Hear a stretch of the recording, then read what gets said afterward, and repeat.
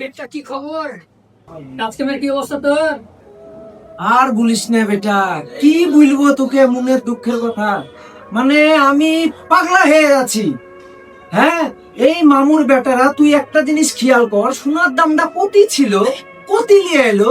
তুই একটা বার ভাব, মানে তুই মন থেকে এটা খালি ইয়ে করবি, বুঝতে পারলি?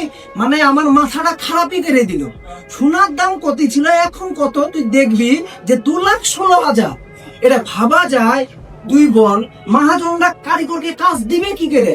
আমি তো পাইনি, কি বলবো তোকে, মানে এটা আমার মাথাটা খারাপ হয়ে গেল বেটা। এই যে কাজ কাম নাই, বুঝতেই পারছিস, বসে আছি, চিন্তা টেনশন, বাড়ি ঘর চালাতে হবে, সংসার চালাতে হবে, এটা কি করে সম্ভব বল?